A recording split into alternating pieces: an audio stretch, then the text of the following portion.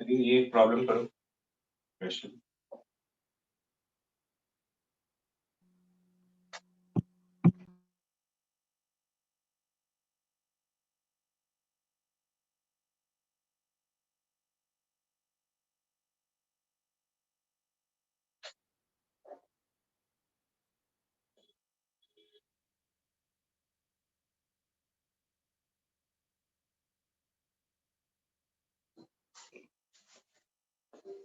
निकालिए। Find current in the circuit after the switch is closed.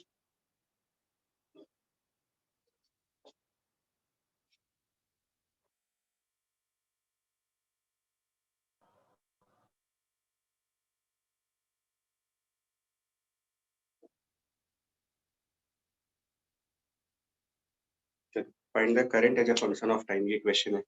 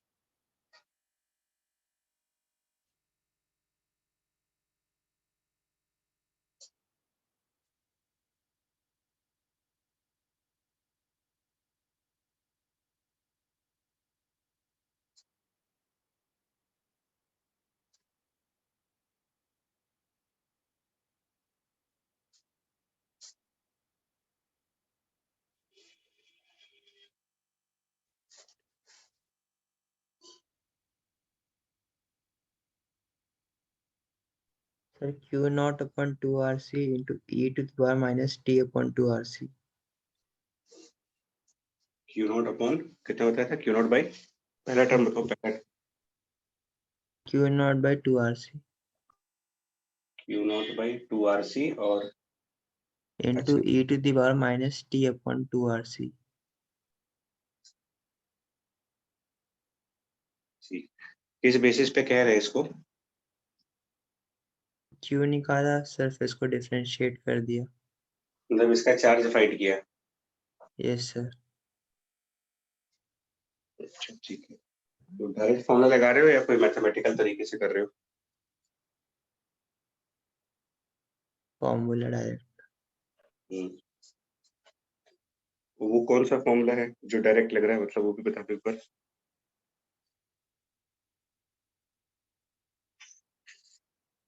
Q charge निकालने का formula capacitor पे discharging वाला। Initial charge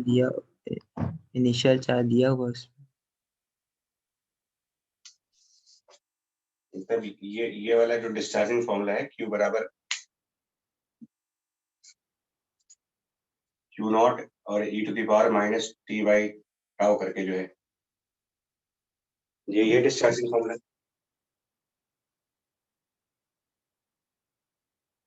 yes sir. ये नहीं वर्क होगा यहाँ पर। इसको जब डिराइव किया गया था तो डिस्चार्जिंग में सिर्फ एक कैपेसिटर था और एक रेजिस्टेंस था, यहाँ पर एक और कैपेसिटर भी लगा हुआ है। अगर ये कैपेसिटर डिस्चार्ज होगा तो साथ में ये वाला कैपेसिटर चार्ज होगा। दोनों चीजें, एक की चार्जिंग हो रही है, एक की डिस्चार्जिंग हो रही है, एक की चार्जिंग हो रही है। मतलब इसमें चार्जिंग डिस्चार्जिंग दोनों चीजें लगी हुई है।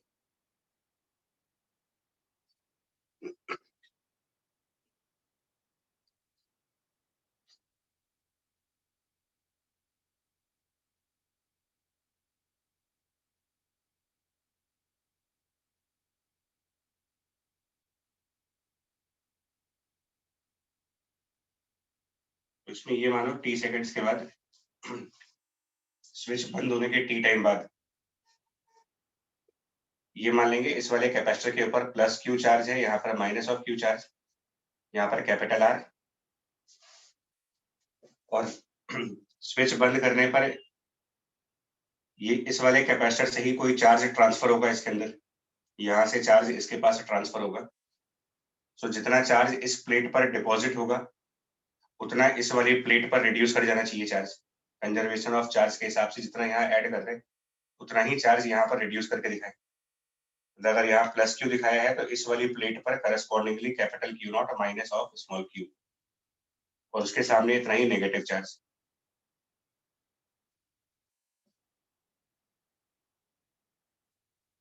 और उसके अलावा ये मान लेंगे कि करंट आई फ्लो कर रहा है इसमें। क्लॉकवाइज डायरेक्शन में लूप इक्वेशन बनाएंगे, travelling in the clockwise direction loop equation,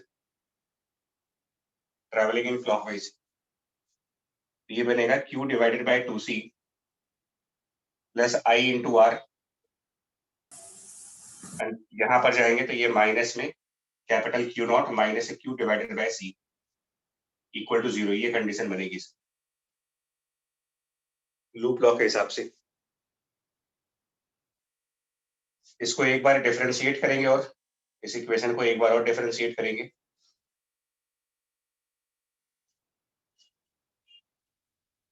ये रहेगा 3/2C, डिफरेंशिएट करने के बाद 3/2C इंटू dq/dt, जिसको I लिख देंगे, plus R into di/dt equal to 0। इसके बाद di divided by I is minus times 2RC/3 into dt।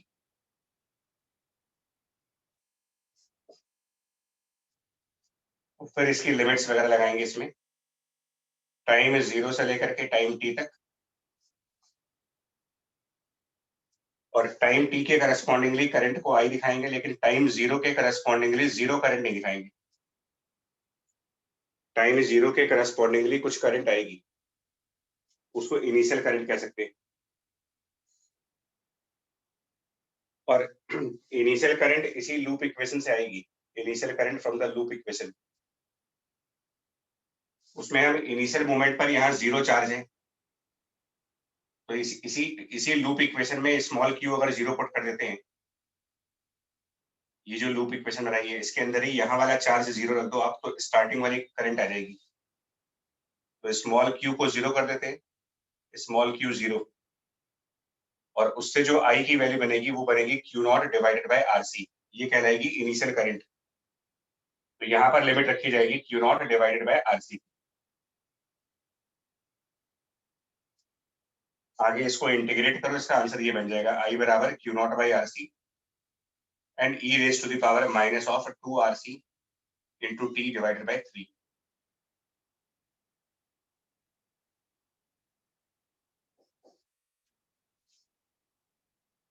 ये शायद उल्टा हो रहा है, यहाँ 2RC/3 नहीं आएगा, यहाँ पर 3/2RC आएगा, उल्टा हो रहा है।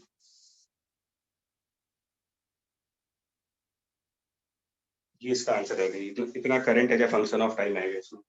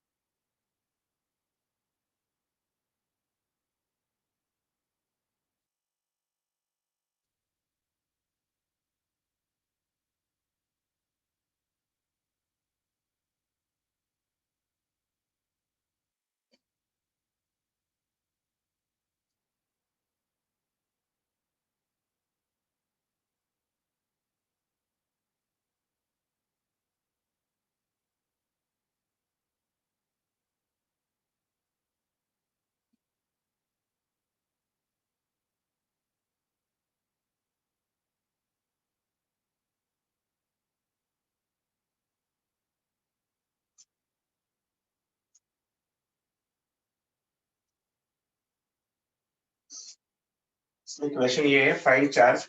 क्वेश्चन लिख रहे हैं, डायग्राम बनाओ, क्वेश्चन लिख रहे हैं।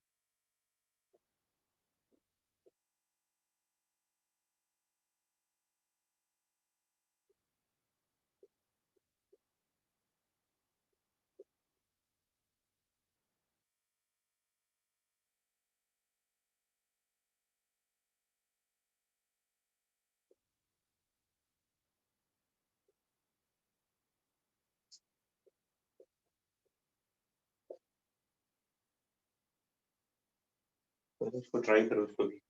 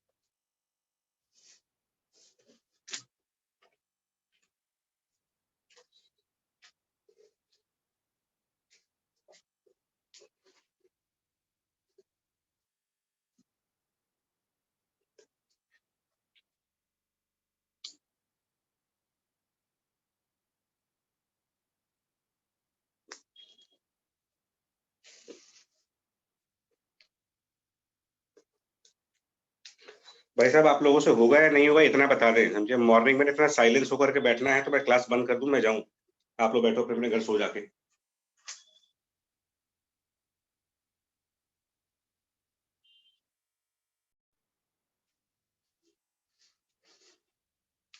देखो, तुम लोगों से होना वाला कुछ नहीं है, वैसे भी नहीं होना। तो पहले इसको ओपन स्पेस पे सॉल्व कर रहे हैं, एंड देन सेम सर्किट को सॉल्व करेंगे क्लोज स्विच पे।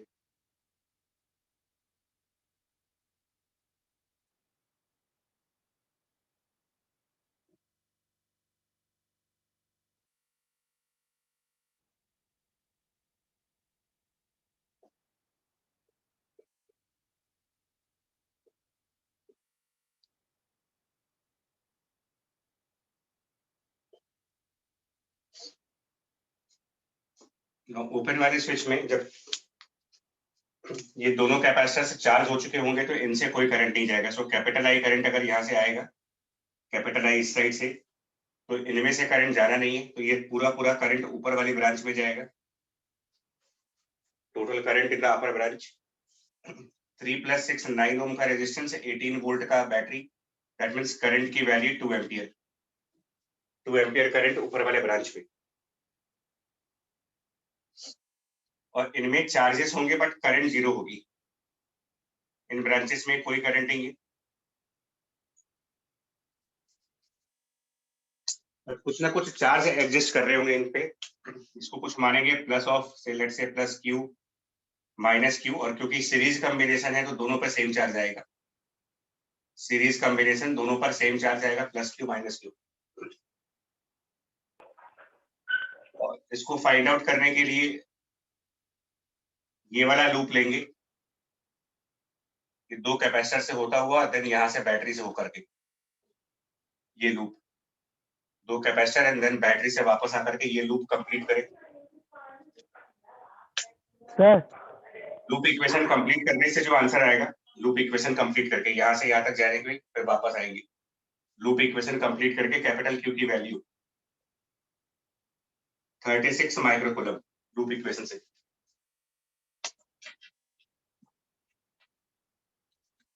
इसके बाद स्विच बंद होने के बाद सेम चीज फिर होगी, कैपिटल आई करंट फिर जाएगा, बट इस वाले कैपेसिटर में कोई करंट नहीं है, इसके अंदर जीरो करंट, आई जीरो। इसके अंदर भी 0 करंट होगा, और जब इन दोनों में 0 करंट होगा किरचॉफ रूल के हिसाब से, इस ब्रांच में 0 करंट, इस ब्रांच में 0 करंट, तो मिडिल ब्रांच में भी 0 करंट। कैपेसिटर्स की वजह से यहाँ पर 0 करंट, जंक्शन रूल की वजह से इस ब्रांच में 0 करंट। दैट मीन्स करंट के लिए सिर्फ ये वाला पाथ है 3 ओम एंड 6 ओम, यही पाथ बचा इसके लिए। तो पहले भी सेम पाथ था, अभी भी वही पाथ है। कैपिटल आई अभी भी कैलकुलेट करेंगे तो 2 एम्पियर ही आएगा।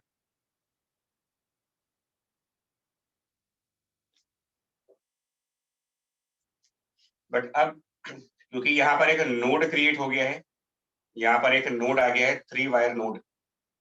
3 वायर नोड आने की वजह से अब ये सीरीज कॉम्बिनेशन नहीं रह गया, तो अपने चार्जेस डिफर कर जाएंगे। एक पर हम Q1 चार्ज मानेंगे, दूसरे पर हम Q2 चार्ज। 3 वायर नोड की वजह से सीरीज कॉम्बिनेशन नहीं है, पहले ये 2 वायर नोड था, दैट्स वाई सीरीज थे, अभी ये सीरीज नहीं रहेंगे, चार्जेस डिफर करेंगे Q1 Q2।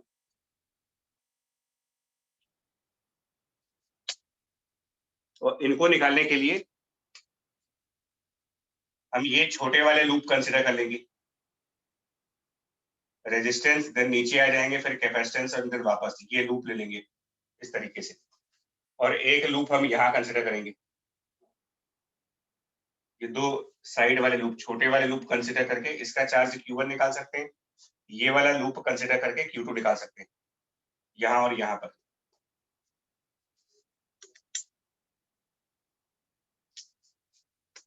तो पहले ये वाला लूप कंप्लीट करेंगे, अगर इस लूप को कंप्लीट करेंगे तो इससे Q1 की वैल्यू आएगी, और वो आएगी यहाँ पर कुछ 36 मेरे ख्याल से 36 माइक्रोकूलम, और Q2 की value again by the loop equation वो भी 36 आ रहा है, 36 माइक्रोकूलम, 36 माइक्रोकूलम। Yes sir. मतलब कोई फर्क नहीं पड़ा, पहले भी सेम आंसर थे, अभी भी सेम आंसर से। पहले ये प्लस क्यू माइनस क्यू 36 आ रहा था, ये प्लस क्यू माइनस क्यू ये भी 36 था। मतलब जब ये ओपन वायर थी तब भी यहाँ 36 माइनस 36 प्लस 36 माइनस 36। स्विच बंद हो गया उसके बाद भी सेम आंसर से, plus 36 minus 36 plus 36 minus 36। That means कुछ भी नहीं होगा, कोई करंट नहीं जाएगा इस ब्रांच में, no current between A and B.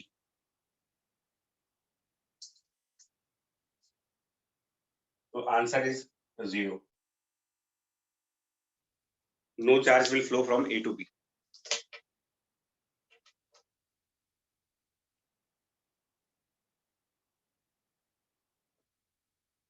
और ये एक्चुअली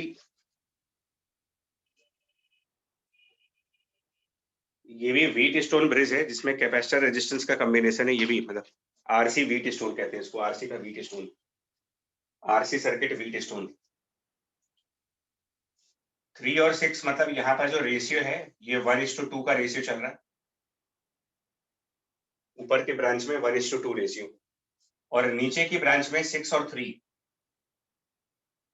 विच इज 2:1। ये आरसी का जनरलाइज व्हीट स्टोन है। ऊपर वाली ब्रांच में और नीचे वाली ब्रांच में अगर इनवर्स रेशियो बनने आए, इनवर्स रेशियो मतलब जो भी रेशियो ऊपर वाली ब्रांच में है उसका अपोजिट रेशियो अगर नीचे वाली ब्रांच में लगा होगा, तो पॉइंट ए और पॉइंट बी सेम पोटेंशियल के पॉइंट्स बनेंगे। ऐसी कंडीशंस में अगर ये 1:2 हो और ये 2:1 हो, तो पॉइंट ए और point B same potential points होंगे, इनको ज्वाइन करने पर भी कुछ फ्लो नहीं कर पाएगा इसके अंदर because of the same potential.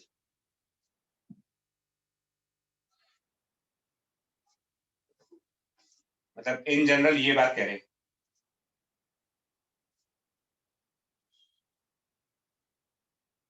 In general ये बात कही जा रही है कि अगर ये C1 ये C2 ये R1 और ये R2 और यहाँ पर पॉइंट ए है, यहाँ पर पॉइंट बी है, तो इन जनरल अगर R1 by R2, if R1 by R2 equal to C2 by C1,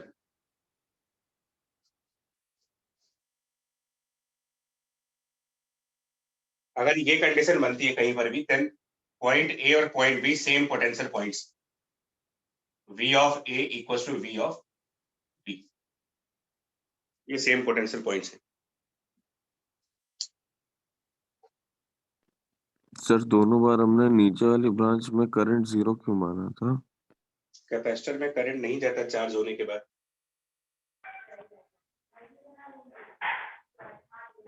capacitor circuit में जहां भी होगा वहां पे करंट, डीसी करंट फ्लो नहीं करती है। तो स्टेडी स्टेट में तो होता है वो। स्टेडी स्टेट में तो नहीं फ्लो होती। ठीक है सर मतलब अगर मेंशन नहीं है तो हम ये मान लेंगे होता है। अब इसमें इन्होंने कुछ टाइम, कोई टाइम तो बोला नहीं है। जब कोई टाइम नहीं दिया जाता है तो हम आरसी सर्किट में ये मानते हैं कि वो स्टेडी स्टेट आ चुका है बाय डिफॉल्ट। अगर प्रॉब्लम में कुछ टाइम को लेकर के इंफॉर्मेशन नहीं है तो ये आरसी सर्किट स्टेडी स्टेट पे ही सॉल्व किए जाएंगे। मतलब तब हम कैपेसिटर वाली ब्रांचेस में जीरो करंट दिखा देंगे।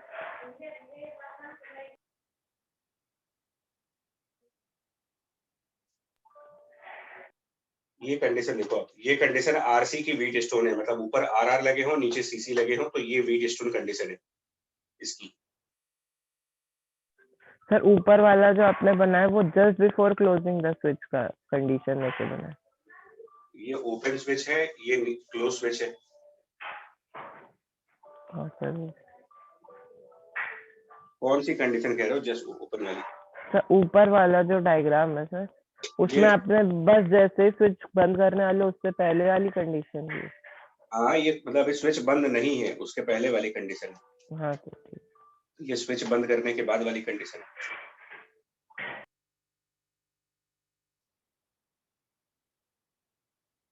अब यही चीज अगर चेंज कर दें, अगर हम ये कैपेसिटर से इंटरचेंज कर लेते हैं, इस तरफ 3 माइक्रोफैरड कर दें और इस तरफ 6 कर देते हैं, चेंज कर देते हैं, मतलब ये 1:2 कर लेते हैं। ये व्हीट स्टोन नहीं है।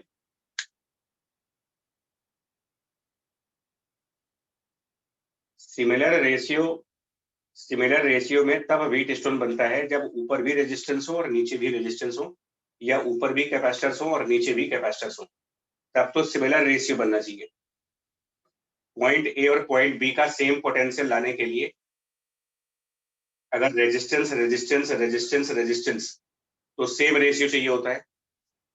कैपेसिटर कैपेसिटर कैपेसिटर कैपेसिटर, तब भी मुझे सेम रेशियो चाहिए VA इक्वल्स टू VB के लिए। बट अगर एक रेजिस्टेंस की ब्रांच है और एक कैपेसिटेंस की ब्रांच है, तो इनवर्स रिलेशन पर potential at A equals to potential at B, मतलब R1 by R2 C2 by C1 से मैच करता है, तब तो ये दोनों पोटेंशियल सेम आएंगे, अदरवाइज ये सेम नहीं आएंगे। तो अगर इस क्वेश्चन को चेंज करें, मान लो सेकंड प्रॉब्लम में जाए, तो अभी हमने सिर्फ इधर 3 किया, इधर 6 कर दिया, तो यहाँ पर ओपन स्विच के कैलकुलेशन में कोई फर्क नहीं आने वाला है। ओपन स्विच के वर्किंग में कोई फर्क आएगा नहीं, बिकॉज अभी भी ये सीरीज में है। ओपन स्विच वर्किंग में 4 से 36 ही रहने वाला है। लेकिन क्लोज स्विच वाले में बदल जाएगा, बिकॉज क्लोज स्विच में अगर यहाँ 6 की जगह 3 लगेगा और यहाँ पर 3 की जगह 6 हो गया, और यहाँ पर लूप इक्वेशंस लगाएंगे, इस ब्रांच इस पार्ट में लूप इक्वेशन 2 एम्पियर करंट जा रहा है, 2 एम्पियर इसके अंदर फ्लो हो रहा है, इसमें Q1 चार्ज माना है। लूप इक्वेशन लगाएंगे यहाँ पर इस वाले सर्किट में। Q1 अब आएगा 18 माइक्रोकूलम और Q2 by the loop equation, अगर हम Q2 निकालते हैं 72।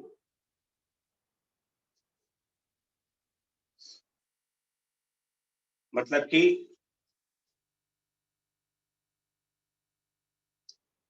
इस राइट वाली प्लेट पर और इसकी लेफ्ट वाली प्लेट पर 3 माइक्रोफैरड की राइट प्लेट और 6 माइक्रोफैरड की लेफ्ट प्लेट, 3 वाले की राइट और 6 वाले की लेफ्ट, दोनों को अगर हम कंबाइंड फॉर्म में देखें तो इस पे टोटल चार्ज की वैल्यू, यहां पर और यहां पर टोटल चार्ज की वैल्यू, पहले minus of capital Q plus of capital Q, मतलब टोटल चार्ज 0 है यहाँ पर। इन दोनों प्लेट्स का combined charge 0।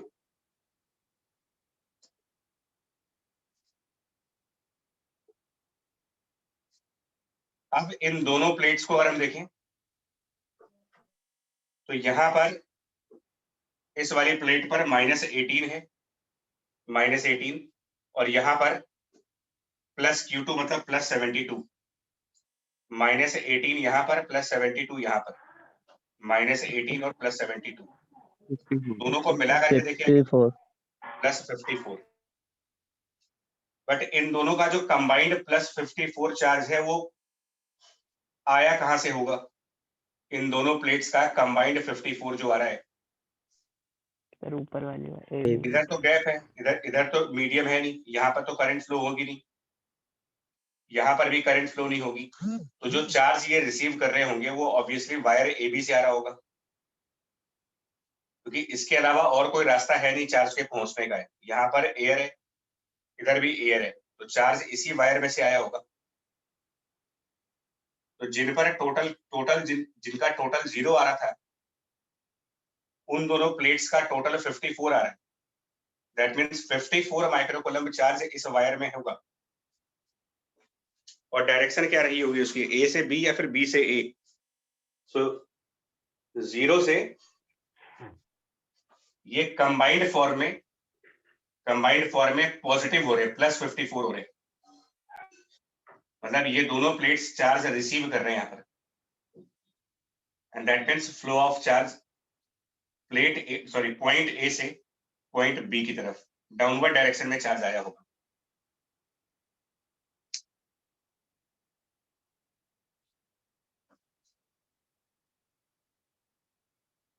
Yes 54 from A to B, yes sir. ये आंसर होगा इसका।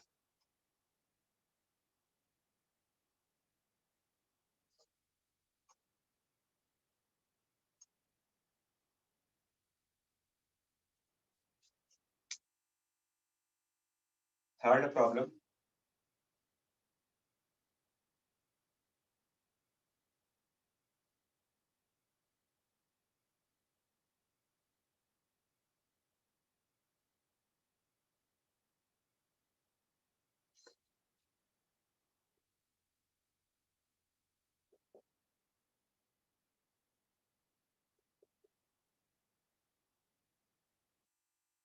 ये हो गया, ये भी एक RC सर्किट है।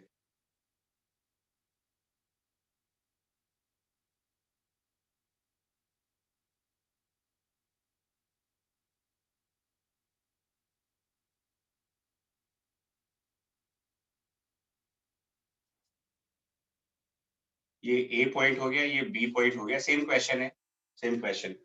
अगर हम A और B को आपस में ज्वाइन करेंगे तो कोई चार्ज फ्लो करेगा या नहीं करेगा, क्वेश्चन ये। If A and B are connected and the options है charge will flow from A to B, charge will flow from B to A, charge will not flow as A and B are at the same potential। इस तरीके से question है। और अगर charge flow होगा तो subjective question ये है कि कितना फ्लो होगा। सर ओपन में तो नहीं होगा। क्यों? नहीं, क्वेश्चन ये नहीं है, क्वेश्चन ये है कि जब हम स्विच बंद करेंगे तो इस वायर में कोई चार्ज फ्लो करेगा कि नहीं करेगा। इस वायर में स्विच बंद करने के बाद करेगा सर। सर इस करेगा वायर से अगर करेगा तो फिर वो A से B करेगा या B से A करेगा। सर, A से B। ये किस बेसिस पे कहा जा रहा A है? से B। किस बेसिस पे कह रहे हैं? 3 रजिस्टर से 6 सर, ओम की तरह। 3 वाले कैपेसिटर में तो करंट जाएगा नहीं सर। सर रेजिस्टेंस में जाएगा तो सर उधर से ही ट्रैवल करके A to B से फिर सर 6 ओम वाले रजिस्टर से होके जाएगा। यस देखते हैं, हाँ। एवरेज उससे जाके 6 ओम से होते हुए वापस लौटेगा। चलिए, तो पहले अगर हम ये करें, मतलब ये मान लें कि बिगिनिंग में सपोज ये माना जाए कि t = 0 पर हमारे दोनों कैपेसिटर्स अनचार्ज थे, बोथ कैपेसिटर्स अनचार्ज, ये मान के चल रहे हैं।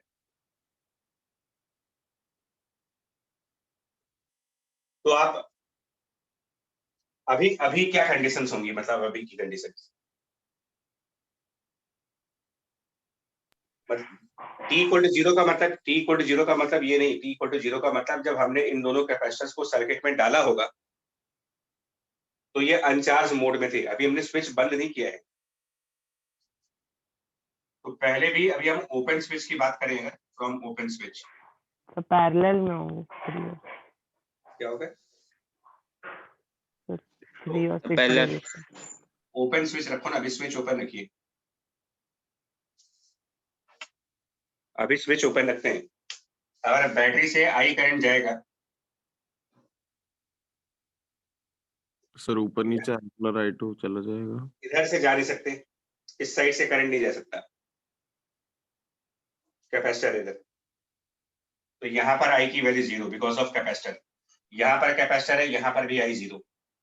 सर बट आपने बोला था कि जब चार्ज होता है तब नहीं फ्लो करता, अभी तो अनचार्ज है। तो ये तो मैं बोल रहा तो हूँ, उसको वायर की तरह नहीं लेंगे फिर? अरे भैया तुम अभी सुनो, ये जो मैं बोल रहा हूँ ना, ये बोल रहा हूँ, आप ऐसे समझो, मैं बता दूं क्या है। हम यहाँ पर एक और स्विच लगा देते हैं, ठीक है, एक और स्विच लगा देते हैं, इसको S2 कर दे रहे हैं और इसको S1। अब आप ऐसे समझो, t equal to 0 both capacitors uncharge. अब हमने क्या किया, S1 क्लोज किया, S2 को अभी भी ओपन रख रहे हैं, और इस कंडीशन पर अब आप सॉल्व कर रहे हो। S1 क्लोज कर दिया, S2 ओपन कर दिया, और इसके बाद जब स्टेडी स्टेट आ गया मेरा, इसके बाद जब स्टेडी t इक्वल टू 0 का मतलब था S1 भी ओपन था और S2 भी ओपन था, ऐसे समझो आप। t इक्वल टू 0 मैं बोल रहा हूं जब दोनों तरफ ओपन थे, फिर हमने पहले इस वाले स्विच को बंद कर दिया, पहले ये वाला स्विच बंद कर देने से ये दोनों चार्ज हो जाएंगे। So S1 closed, S2 open, steady state आ गया मेरा। और इस समय का चार्ज कैलकुलेट कर रहे हो आप, इस टाइम के लिए ये दिखा रहा हूं मैं कि जब ये स्टेडी स्टेट आ गया होगा उस टाइम पर करंट कैसे फ्लो हो रही होगी, ये मतलब है। मतलब ये वाले स्विच बंद करने से पहले ये अनचार्ज थे, बंद करने के बाद ये चार्ज हो गए, और जब ये चार्ज हो गए तब मैंने S2 को बंद किया है, ये पूरी कंडीशन है।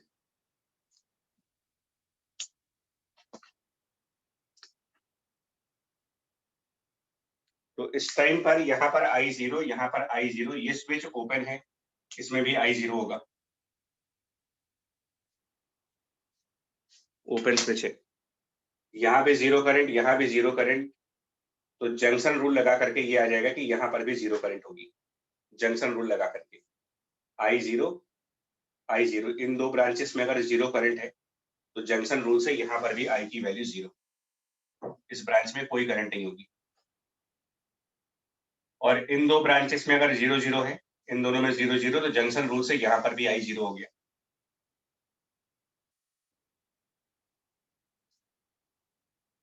अब इन कैपेसिटर्स में क्या चार्जेस होंगे, इन कैपेसिटर्स में कितने कितने चार्ज होंगे, ये क्वेश्चन है। तो प्लस Q1 माइनस Q1 इसको मानेंगे, प्लस Q2 और माइनस Q2 इसको मानेंगे, प्लस Q2 माइनस Q2, और इनको निकालने के लिए लगाएंगे लूप इक्वेशंस, इनको निकालने के लिए लूप इक्वेशंस फॉलो कर सकते हैं।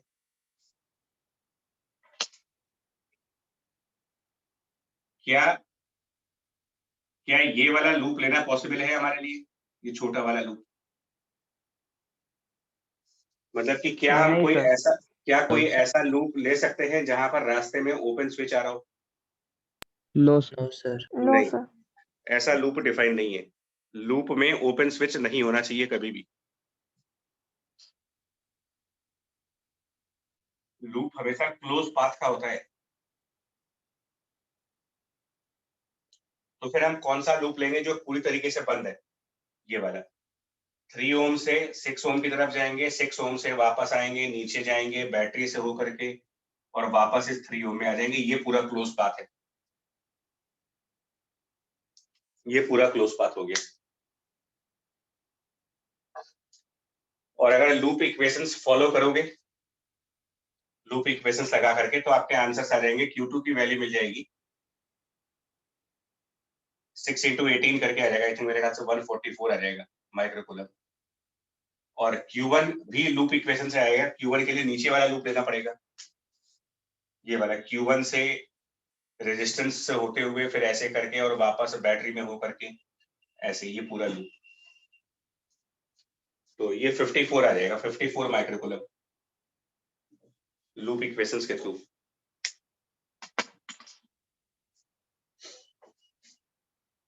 अब इसके बाद तीसरी स्टेज आई है जब S1 बंद हो गया।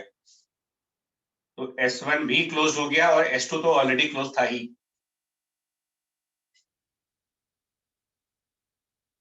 S2 भी क्लोज कर दिया, S1 भी क्लोज कर दिया, दोनों स्विचेस बंद हो गई। इसमें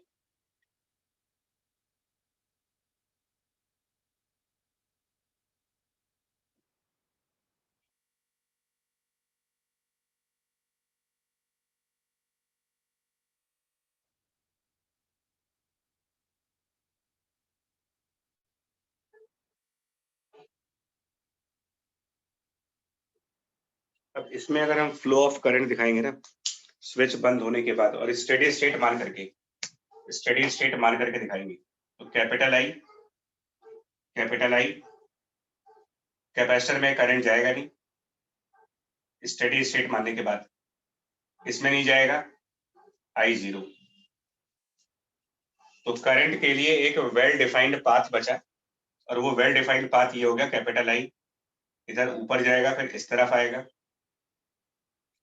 फिर ये नीचे चला गया कैपिटल आई, इस साइड आ गया, इस साइड आ गए, और ऐसे होकर के वापस बैटरी पे चले गए। ये कैपिटल आई का पाथ हो गया पूरा। और जो रेजिस्टेंस इसके पाथ में है, कैपिटल आई के पाथ में जो रेजिस्टेंस आ रही है, करंट के पाथ में रेजिस्टेंस, तो 3 ओम का रेजिस्टेंस यहाँ पर और 6 ओम का रेजिस्टेंस यहाँ पर, मतलब टोटल 9 ओम रेजिस्टेंस है करंट के पास, और 18 वोल्ट बैटरी। तो करंट की वैल्यू मिलेगी यहाँ से 2 एम्पियर की, current equals to 2 ampere, current बराबर 2 एम्पियर आ गया। अब इन कैपेसिटर्स पर चार्जेस निकालने के लिए एक बार फिर वैसे ही कुछ मानेंगे, यहाँ पर प्लस ऑफ Q1, इधर माइनस Q1, और यहाँ पर plus of Q2 and minus Q2, charge find out करने के लिए।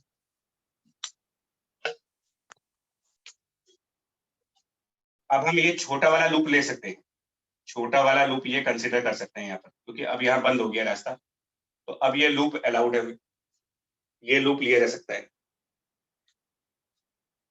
और इस लूप को लेने के बाद, मतलब ये जो छोटा वाला लूप कंसिडर करेंगे, 3 ओम, फिर ये वायर, और फिर ये कैपेसिटर, ये छोटा वाला लूप, इससे Q1 की वैल्यू आएगी। लूप इक्वेशंस कंसिडर करने के बाद Q1 की वैल्यू 18, वेरीफाई करिएगा। यस और एक Yes. ये वाला लूप लेंगे जब, छोटा वाला इधर साइड वाला, 72 इससे Q2 की वैल्यू मिलेगी 72।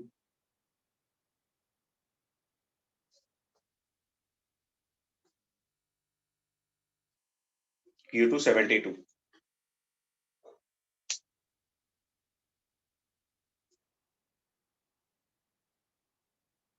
मतलब यहाँ पर और यहाँ पर चार्जेस बदल गए, पहले कुछ और चार्जेस थे, पहले इस प्लेट पर प्लस 144 था, यहाँ पर पॉजिटिव 144 था, और यहाँ वाली प्लेट पर, इस वाली प्लेट पर माइनस 54 था, प्लस 144 माइनस 54। अब वो बदल गया, अब यहाँ पर माइनस में, अब यहाँ पर माइनस 18, इस प्लेट पर माइनस 18 चार्ज है, मतलब जहां पर पहले माइनस 54 था, माइनस 54, उस जगह माइनस 18, और जिस जगह पर पहले प्लस 144 था, वहां पर प्लस 72, मतलब हाफ हो गया ये।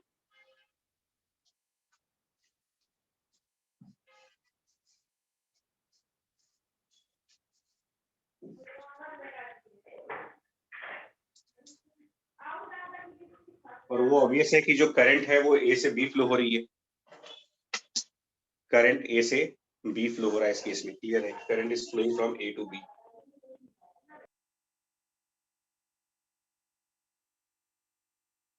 इसके पहले वाले पार्ट में अगर ये पूछते जब ये स्विच ओपन था उस टाइम पर, जब ये स्विच खुला हुआ था,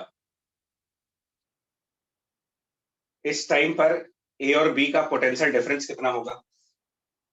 ओपन स्विच में potential difference between A and B, और ये पूछा जाता है ए और बी के बीच पोटेंशियल डिफरेंस। ओपन स्विच है, इस ब्रांच में कोई करंट नहीं जा रहा,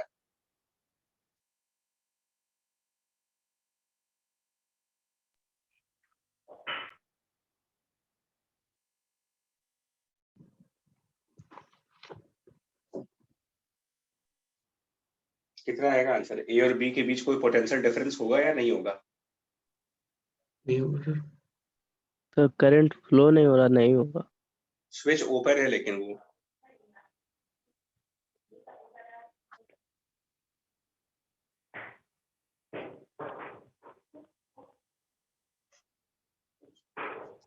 वो काम लगाओ ना यार, ए से बी आप कोई भी पाथ चूज करो ना। रूल ये कहता है कि potential difference between the two points is outcome of the electric field E dot D R, बार बार ये चीज बोली जाती है। और ये हमारे इसमें ये भी कहा जाता है कि हम कोई भी पाथ चूज कर सकते हैं, एनी पाथ।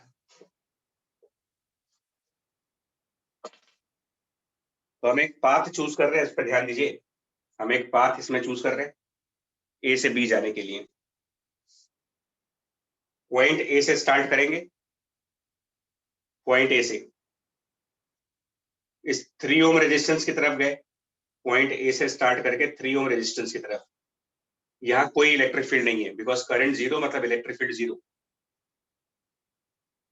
तो यहाँ पर हमारा ई डॉट डी आर जीरो हो गया, यहाँ पर कोई पोटेंशियल डिफरेंस नहीं है। फिर नीचे आए, फिर इसे बैटरी वाली ब्रांच में जा रहे हैं, बैटरी वाली ब्रांच में तो हमें 18 वोल्ट मिलेगा। फिर आगे बढ़े, फिर इधर आए, फिर ऐसे, फिर नीचे से होता हुआ बी पॉइंट पर पहुंच जाएंगे। तो यहां से स्टार्ट करेंगे via resistance, battery and again resistance, B point आ जाएगा मेरा। और इस पूरे रास्ते में मुझे सिर्फ 18 वोल्ट मिल रहा है। सो VA minus VB will be 18 volt, ये इसका आंसर। पोटेंशियल डिफरेंस आएगा ए और बी। क्या हुआ सर एक कैपेसिटर वाला तो फिर उसमें चार्ज लेना पड़ेगा आपको, कैपेसिटर से लेकर के चार्ज निकालना पड़ेगा। वो तो सर उससे भी 18 नहीं आंसर आएगा, चार्ज अपने 144 और 54 यस सर 18 नहीं आ रहा। उतना ही आएगा चाहे कैपेसिटर से लेके जाओ। मतलब ये हो गया कि ओपन स्विच का मतलब zero current, but zero potential difference मतलब नहीं होता इसका। यानी कि अगर हम किसी ओपन स्विच पर वोल्टमीटर लगा दें, अगर हम किसी ओपन स्विच में वोल्टमीटर लगाएं और साथ में एक एमीटर भी लगा दें, एमीटर और वोल्टमीटर, तो एमीटर की रीडिंग तो जीरो आ जाएगी बिकॉज करंट जीरो है। वोल्टमीटर की रीडिंग जीरो नहीं आएगी बिकॉज ओपन स्विच के अक्रॉस पोटेंशियल डिफरेंस एग्जिस्ट कर सकता है, जैसे इस क्वेश्चन में 18 वोल्ट का।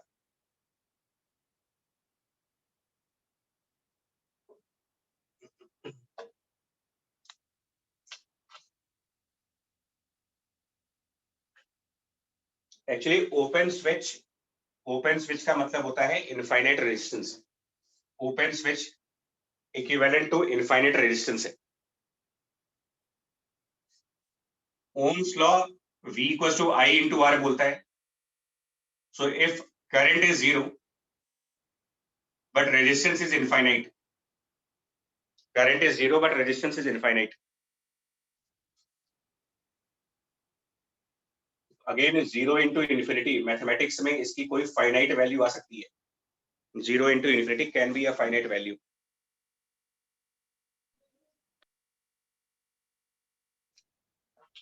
सर तो इसको ध्यान रखेंगे. कैपेसिटर्स का रेजिस्टेंस इनफाइनाइट होता है ना?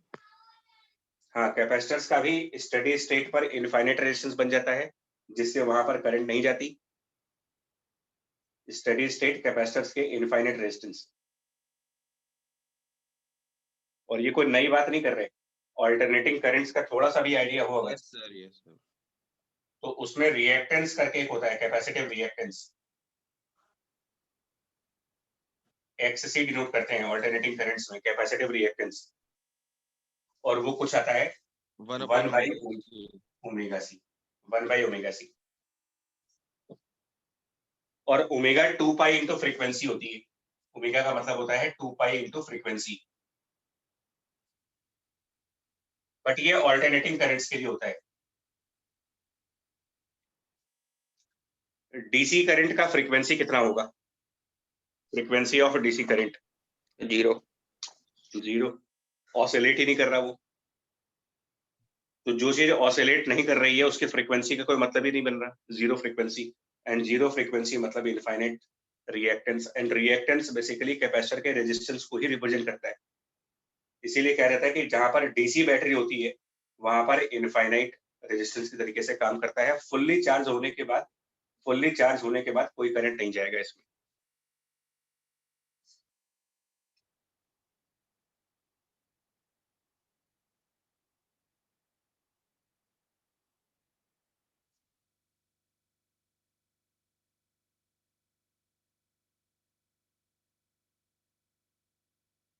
अच्छा, अब स्विचेस बंद होने के बाद ऑब्वियस सी बात है कि ए और बी के बीच पोटेंशियल डिफरेंस अगर पूछा जाए बंद होने के बाद, ये ओपन था ना, ये क्लोज स्विच. अब इसमें करंट भी जा रहा है. यहाँ पर करंट की वैल्यू नॉन जीरो है. यहाँ 0 करंट था बट पोटेंशियल डिफरेंस आ रहा था. अब करंट जा रहा है बट अब अगर पूछा जाए कि पोटेंशियल डिफरेंस ए और बी के बीच, तो अब कोई पोटेंशियल डिफरेंस नहीं बचा. क्योंकि अगर हम डायरेक्टली ए से बी यही वाला पाथ चूज कर लें, सेम पाथ, तो इस ब्रांच में कोई इलेक्ट्रिक फील्ड वाली चीज है नहीं. तो VA minus VB is 0. Now it is 0 resistance because current है और पोटेंशियल डिफरेंस नहीं है. इसका मतलब ये 0 रेजिस्टेंस बन गया यहाँ पर.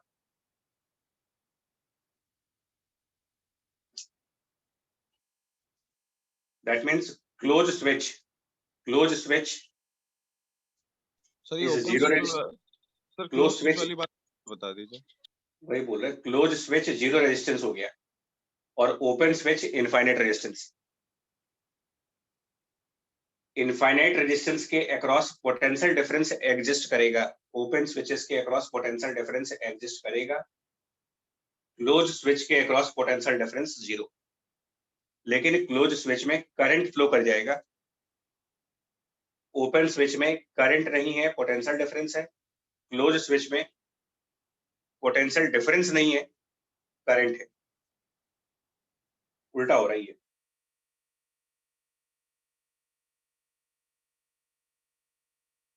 तो घरों में भी होता है, घर में स्विच ऑन करते ही तभी तो करंट आएगा. तो जब तक स्विच ऑफ है, ओपन स्विच मतलब ऑफ, तो ऑफ का मतलब करंट तो जाएगा नहीं, बट वोल्टेज होता है उसमें.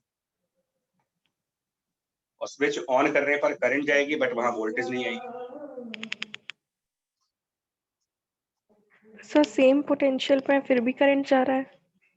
तो रेजिस्टेंस 0 है ना, सेम पोटेंशियल पर रेजिस्टेंस 0 हो रहा है. I equals to V by R. ये सर, दोनों 0 हो रहे हैं. R0 V0 और I हो गया कुछ फाइनाइट वैल्यू. Okay sir. यही सारी तो कंफ्यूजन बता रहे हैं. स्विचेस के अक्रॉस ध्यान रखना होगा. स्विचेस में फाइनल एक बार और रिपीट कर दे रहे हो. ओपन स्विच जहां भी होगा, non zero potential difference but 0 current. और close switch zero potential difference, non zero current. और ये सब उस स्विच के रेजिस्टेंस के नेचर की वजह से हो रहा है। Open switch, infinite resistance, close switch, zero resistance.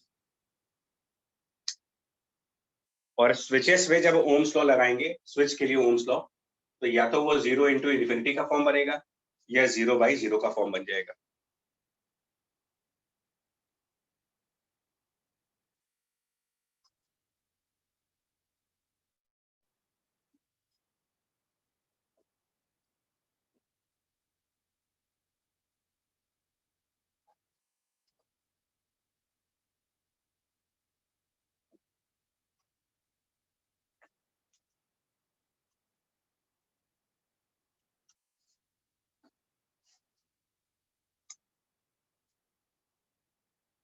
अब ये कैसे प्रॉब्लम दे रहे हैं,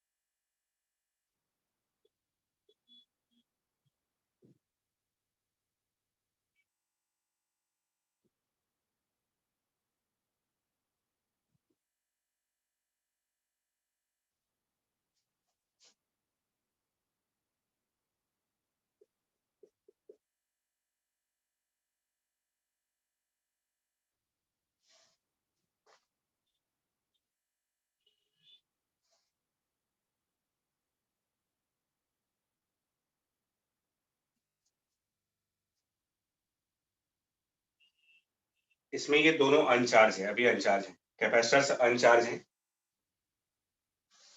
both are uncharged, both capacitors are uncharged.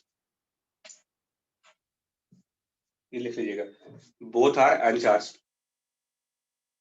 Now S1 closed, now switch S1 is closed, switch S1 is closed. What is immediate current in the circuit? What is immediate current in the circuit? So 5 ampere. So 4 ampere. And एक part और add कर ले। And VA minus VB कितना होगा, ये भी question है। What is VA minus VB? That means just after switch close करने के, just after S1 is closed, ये क्वेश्चन है। इसको बंद करने के तुरंत बाद इमीडिएटली VA minus VB की क्या वैल्यू बनेगी? So VA minus VB minus 20. -20, right? नहीं सर, -25, सॉरी गलत लिख लिया। -25। हाँ सर। -25 देख लेते हैं, चेक कर लेते हैं। अब याद करिएगा, इसको बंद करेंगे, अनचार्ज कैपेसिटर्स थे, अनचार्ज कैपेसिटर्स, इनको किस चीज से रिप्लेस किया जाता है यहाँ पर? अनचार्ज कैपेसिटर्स, वायर। तो ये एक वायर मानेंगे, अनचार्ज capacitor, it will be like a wire, एक वायर की तरीके से कंसिडर होगा ये, और ये भी एक वायर की तरीके से कंसिडर होगा। अब ये मेंटली कर लो, चाहे आप इसको फिजिकली डायग्राम बना के देख लो। मतलब ये एज अ वायर है और ये भी एज अ वायर, बिकॉज ये अनचार्ज कैपेसिटर्स हैं, पोटेंशियल डिफरेंस नहीं है इनमें। तो जो बैटरी से करंट निकलेगा आई, उसके लिए एक रास्ता ये 5 ओम, बिकॉज ये वायर है, अब ये 5 ओम है, ये वायर है। करंट का पाथ क्या बनेगा इसमें? Path of current wire. Sir wire. इधर कुछ नहीं जाएगा इस 5 ओम में? No sir. No sir. ऐसा कोई रीजन स्पेसिफिक? सर शॉर्ट है। सर वहाँ पे जीरो रेजिस्टेंस होगा तो सर वहाँ पे करंट चला जाएगा। यहाँ पर जीरो रेजिस्टेंस है, बिल्कुल सही बात है कि इस ब्रांच में जीरो रेजिस्टेंस है, करंट यहाँ से जाना चाहिए।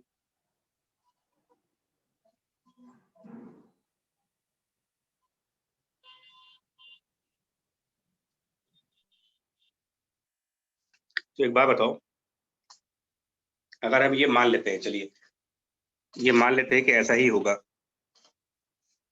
ये मान लेते हैं कि यहाँ पर क्योंकि कोई रेजिस्टेंस नहीं है, ये एज अ वायर है, तो इस आर्ग्यूमेंट से ये कैपिटल आई यहाँ जाएगा, ये मान लेते हैं कैपिटल आई यहाँ जाएगा, फिर वो यहाँ पर आएगा,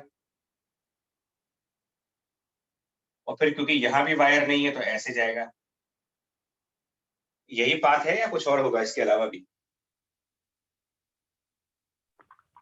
यही होगा।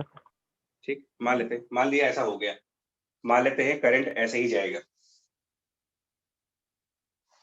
तो अगर ऐसा हुआ, मान लिया अगर ऐसा करंट जा रहा है, तो इसके करंट के पाथ में कितना रेजिस्टेंस मिला आपको? अगर ऐसा हो रहा है मान लीजिए, तो करंट के पाथ में रेजिस्टेंस की वैल्यू 5 सर ओम। 5 और 25 वोल्ट बैटरी है, 5 ओम करंट के पाथ का रेजिस्टेंस है। जिस पाथ पे करंट जा रहा है उसके अंदर 5 ओम का रेजिस्टेंस है। 25/5 5 एम्पियर करंट जाएगी। अगर ये सब कुछ सही है तो सर ये जो 5 ओम है दोनों आखिरी के, सर ये वो दोनों सर पैरेलल में नहीं कनेक्ट हो जाएंगे जब वो अगर देखते हैं, वायर अभी देखते हैं, नहीं वो देख रहे सब कुछ। हाँ, अब यही तो बात समझनी है। चलिए ये हो गया, मान लिया 5 एम्पियर करंट आ भी गया मेरा।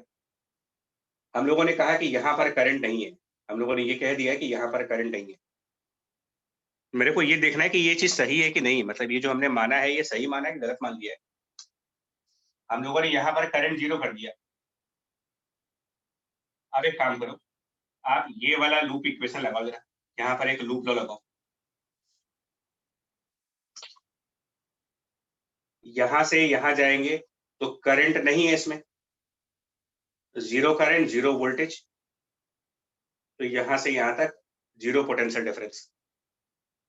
लेकिन ए से बी जाएंगे तो पोटेंशियल डिफरेंस आएगा, और बी से वापस जब यहाँ आएंगे तो फिर से पोटेंशियल डिफरेंस नहीं आएगा क्योंकि ये अनचार्ज कैपेसिटर है।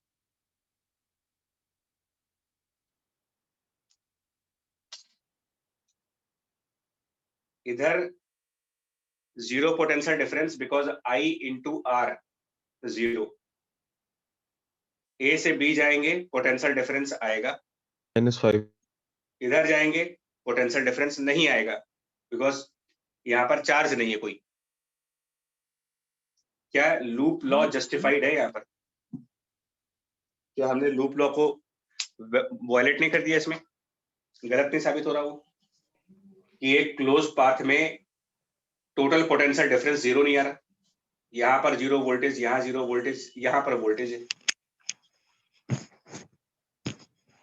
मतलब इस तरीके से करंट दिखाने से मेरा लूप लॉ गलत साबित हो रहा है। Yes. Yes sir. That means कुछ मिस्टेक हुई है इसमें। इसका मतलब करंट का ये जो पाथ हमने माना है ये पाथ सही नहीं है, क्योंकि अगर ये सही पाथ होता तो लूप लॉ गलत नहीं होना चाहिए था। मैं डे 1 से एक ही बात कह रहा हूँ कि आप कुछ भी करो लूप लॉ से ही आंसर्स लाइए, क्योंकि लूप लॉ करंट इलेक्ट्रिसिटी का पूरा फंडामेंटल है।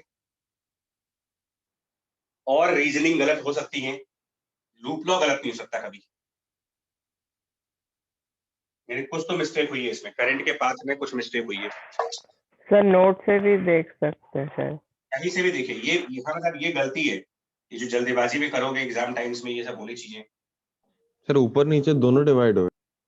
आप देखो कैसे जाए। हाँ तो आप बताओ कैसे करंट इसके बाद कहाँ जाएगा? ये पहला आर्ग्यूमेंट था जो गलत था, वो मैंने जस्टिफाई किया गलत होने का रीजन क्या है उसका।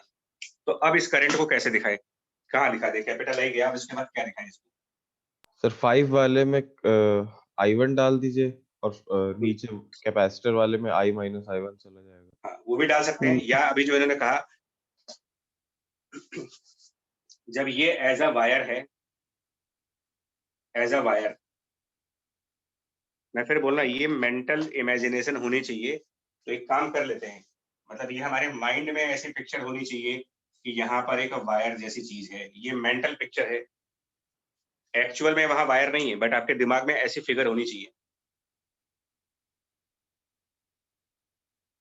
तो अगर ये एक वायर है तो नोड वाला कंसेप्ट लगाओ, node concept.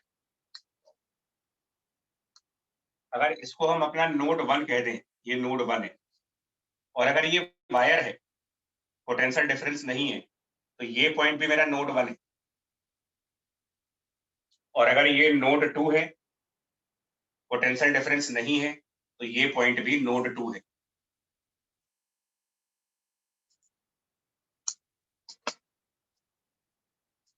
Five ohm resistance N1 से N2 के बीच में, ये 5 ओम रेजिस्टेंस N1 से N2 के बीच में, और ये 5 ओम रेजिस्टेंस N1 से N2 के बीच में, मतलब कि ये तीनों रेजिस्टर्स पैरेलल कॉम्बिनेशन में लगे हुए, सेम नोड्स के बीच में जा रहे हैं वो, N1 N2 N1 N2 N1 N2, 3 resistances in parallel combination.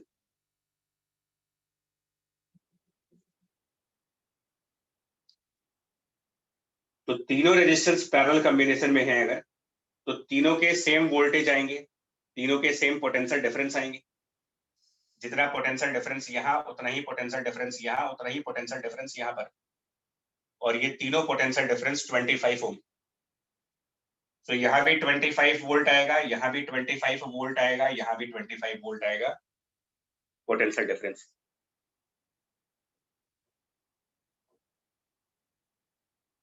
Twenty 5/5 मतलब 5 एम्पियर करंट इसमें भी जाएगी, 5 एम्पियर इसमें भी जाएगी, 5 एम्पियर इसमें भी जाएगी, और डायरेक्शन होगा पॉजिटिव साइड से नेगेटिव साइड की तरफ। तो पॉजिटिव टर्मिनल से N1 अटैच है और नेगेटिव टर्मिनल से N2 अटैच है। तो N1 से N2 5 एम्पियर करंट यहां जाएगी, N1 से N2 5 एम्पियर करंट यहां जाएगी, N1 से N2 5 एम्पियर ऊपर जाएगा।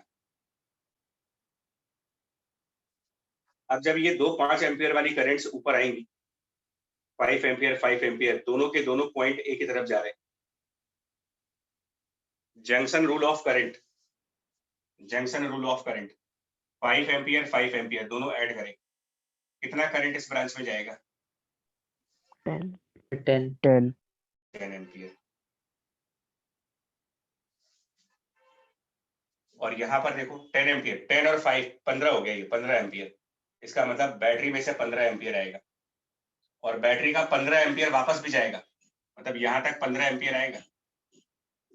उस 15 एम्पियर में से 5 एम्पियर यहाँ गया, बाकी का 10 एम्पियर इस कैपेसिटर में जाएगा। यानी सब जगह पे करंट जारी होगी, जितनी भी ब्रांचेस देख रहे हो सब में करंट फ्लो होगा इसमें।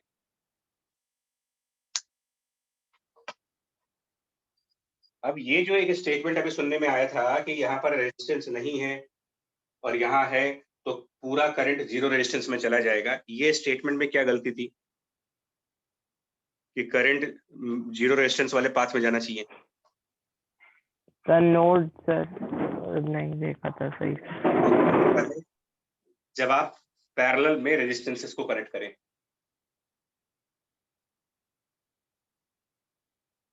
मतलब मेरा बार बार एक ही कहना है, लगातार मैं एक ही बात कह रहा हूँ कि करंट इलेक्ट्रिसिटी में एक्स्ट्रा कंसेप्ट्स की रिक्वायरमेंट है नहीं। जिसको भी जंक्शन लॉ और लूप लॉ समझ में आ जाता है, उसके लिए सब आसान हो जाता है। और जितने ट्रिक्स लगाने की कोशिश करोगे, शॉर्टकट्स ढूंढोगे, उतना ही प्रॉब्लम में जाओगे, उतनी ही प्रॉब्लम फंस जाएगी।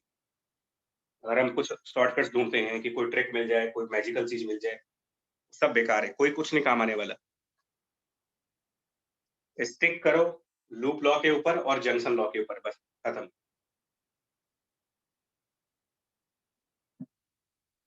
अब VA माइनस VB की वैल्यू, क्वेश्चन था VA माइनस VB की वैल्यू -25। तो आंसर आ गया, A से B चले, A से B जाना है आपको, A से B मूव करिए against current 5 into 5, but against current जा रहे हो तो -25 होगा, ये -25। सर पहले भी यही आ रहा था तो गलती से आया। नहीं, गलती पोटेंशियल डिफरेंस में नहीं थी, गलती हो रही थी करंट्स के निकालने में। अगर मैं ये पूछ देता कि यहाँ पर क्या करंट होगी या यहाँ पर क्या करंट होगी, तो पहले करंट यहाँ 0 माना गया था।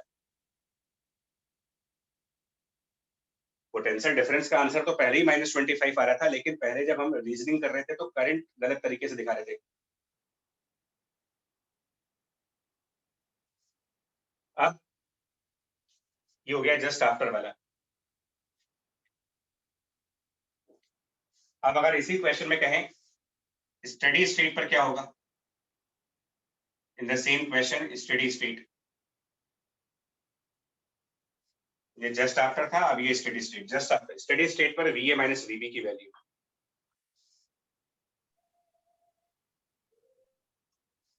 Steady state VA minus VB।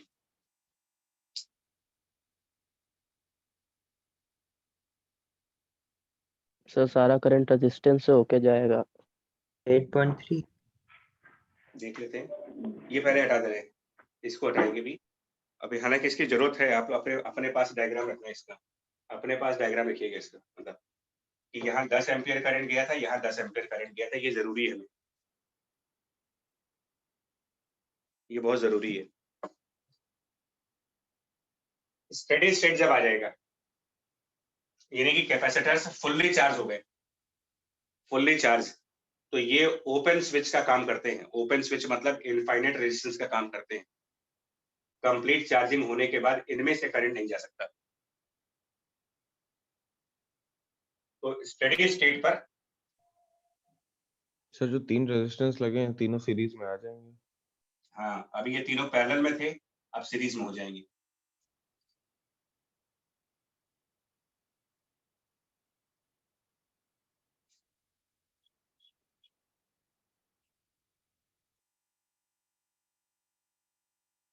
सही कर लेते हैं।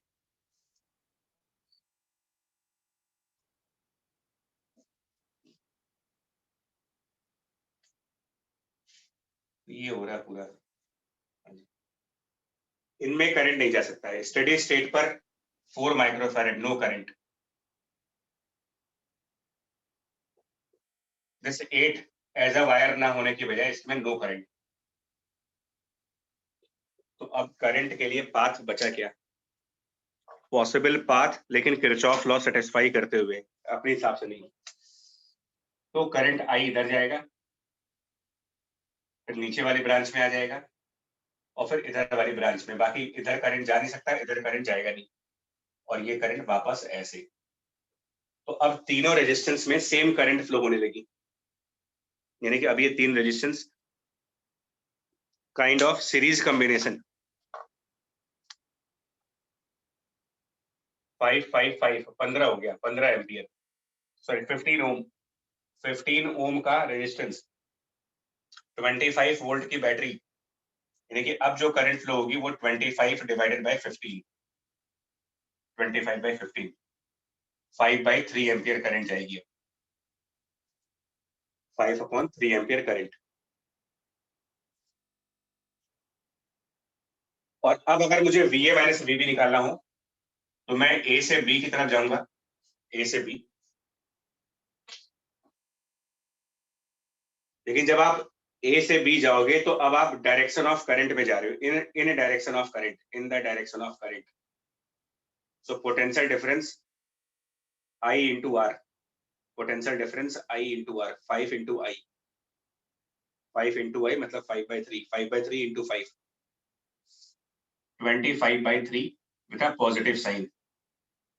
पहले जहां माइनस में आंसर आ रहा था वहां प्लस में आंसर आ रहा है।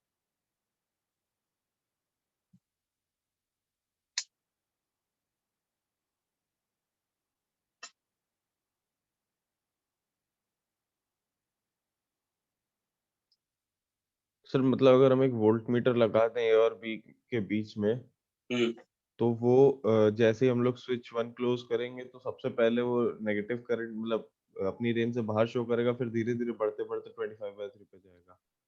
वोल्ट मीटर तो नहीं कर पाएगा, बिकॉज वोल्ट मीटर में ना वन साइडेड डिफ्लेक्शंस होते हैं। गैल्वेनोमीटर यूज कर सकते हो। गैल्वेनोमीटर में जीरो जो होता है वो सेंटर पे होता है, वो दोनों साइड डिफ्लेक्ट होता है। उसके निडल। तो ये कह सकते हो कि अगर इसमें गैल्वेनोमीटर लगाया होता तो उसका डिफ्लेक्शन एक बार अगर उसकी सुई लेफ्ट साइड घूमेगी तो एक बार उसकी सुई राइट साइड घूम जाएगी, ये कह सकते हो।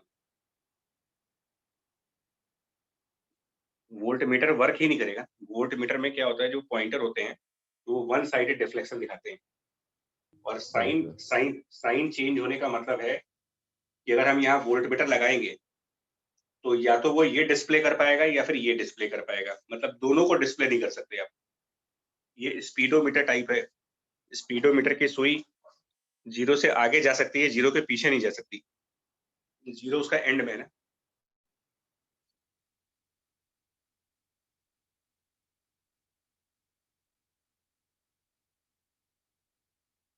इसका मतलब एक और बात हो गई, जस्ट आफ्टर पे अगर VA माइनस VB नेगेटिव है और स्टडी स्टेट पर VA माइनस VB पॉजिटिव है, नेगेटिव है पॉजिटिव है, तो इसका मतलब इनके बीच में, जस्ट आफ्टर और स्टडी स्टेट के बीच में कोई ऐसा टाइम भी आएगा, बिकॉज अगर कोई भी वेरिएबल, कोई भी चीज नेगेटिव से पॉजिटिव हो रही है तो बीच में 0 तो आएगा उसका। नेगेटिव से पॉजिटिव होते समय 0 को जरूर क्रॉस करेंगे। तो कोई ना कोई एक टाइम होगा जिस टाइम पर पोटेंशियल डिफरेंस A और B के बीच में 0 जरूर आएगा। somewhere between the initial moment and steady state, at some time, at some moment VA minus VB will be 0। मतलब एक ऐसा मूवमेंट जरूर आएगा जब इस ब्रांच में करंट 0 होगी, एट सम मोमेंट। और हो सकता है हमसे ये भी पूछ लिया जाए कि वो टाइम कितना होगा, किस टाइम पर करंट 0 होगी, मे बी ये भी क्वेश्चन आ जाए, what is the time when this current is 0, but वो बहुत ही डिटेल्ड सब्जेक्टिव क्वेश्चन बन जाएगा। ऑब्जेक्टिवली आपको बता दिया गया, objectively it is possible to have 0 current in the branch AB, but at some time between the initial and final moments.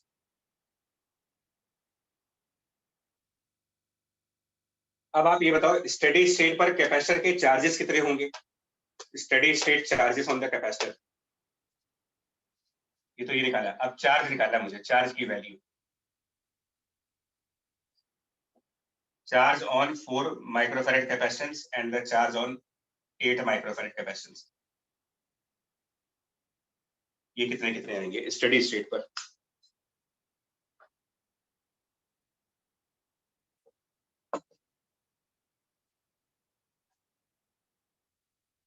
तो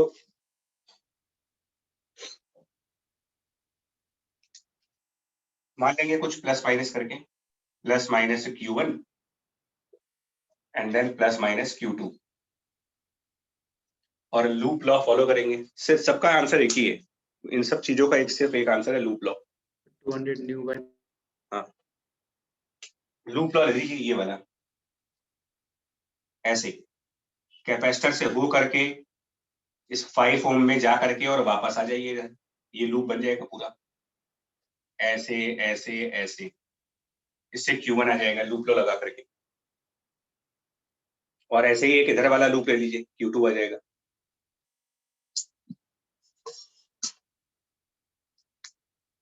तो जो 4 माइक्रोफैरेड कैपेसिटेंस है उसमें अगर हम लूप लॉ अपने हिसाब से लगाते हैं तो वो बनेगा Q1 डिवाइडेड बाय 4। यहाँ पर करंट के अपोजिट जाएंगे तो plus 5i, minus 5i, and then जब इधर आएंगे तो यहाँ भी करंट के अपोजिट है, माइनस 5i इक्वल टू 0। ये इसका लूप लॉ है, उससे Q1, ऐसे ही Q2 भी निकल जाएगा लूप लॉ से। तो Q1 मेरे ख्याल से 5 5 10 40 into 5/3, 200/3 सही बोल रहे हो, 200/3 माइक्रोकूलम, 200/3 इसका चार्ज आएगा। और इसका चार्ज भी देख लो फिर, जब इसका निकाल लिया है तो इसका भी बता दो। 400/3, ये भी नहीं आ रहा है, 400/3। तो 200/3 और 400/3 इनके फाइनल चार्जेस हैं। अब अगर कोई ये कह दे, मैं जितने भी पॉसिबल क्वेश्चंस हैं और यही सब आते हैं, what is time constant for the 4 microfarad capacitance, time constant for the 4 microfarad capacitance. तो टाइम कांस्टेंट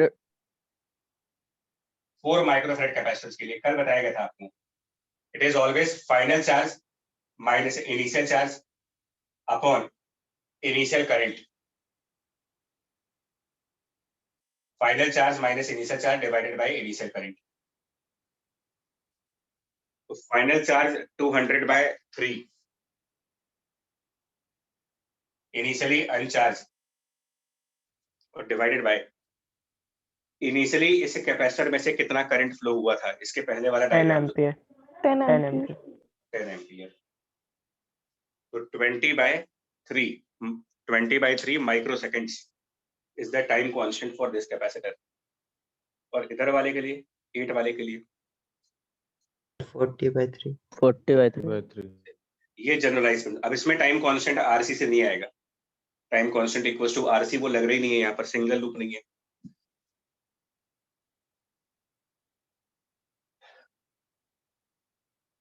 और जब सब कुछ आ जाएगा ना, तो इवन अब अगर वर्स्ट कंडीशन में charge as a function of time भी निकालना होगा तो भी आ जाएगा, charge as a function of time वगैरह भी निकाला जा सकता है,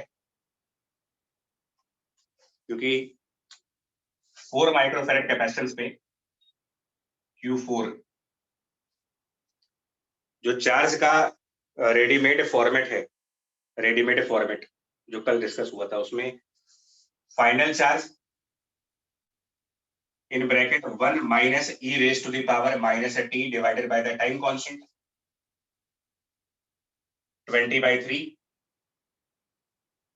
माइक्रोसेकंड्स का है, इसका ध्यान रखना होगा, यूनिट्स का ध्यान देना होता है। और प्लस उसमें एक टर्म और था, एक और टर्म था, लेकिन वो टर्म इनिशियल चार्ज के लिए था। Initial charge into e raised to the power minus t by tau वो 0 हो जाएगा। और ऐसे ही हम इसका भी चार्ज निकाल सकते हैं, उसमें सिर्फ यहाँ पर बदल जाएगी वैल्यू, 400/3 हो जाएगी, और यहाँ पर 20/3 की जगह 40/3 हो जाएगा इस कैपेसिटर के केस में, charge as a function of time निकालने के लिए। मतलब अगर सारे कंसेप्ट सही है तो इसमें सारे आंसर देने लायक हैं, जितने भी पूछे जा सकते हैं, आसान से लेकर के डिफिकल्ट लेवल तक।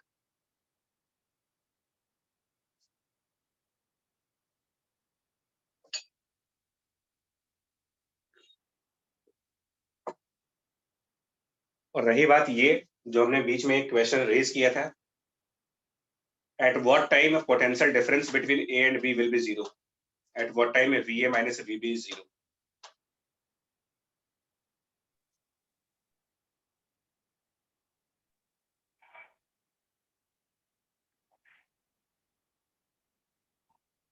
सब दोनों चार्ज वाले टर्म को इक्वल कर ना, दोनों चार्ज वाले टर्म इक्वल नहीं होंगे।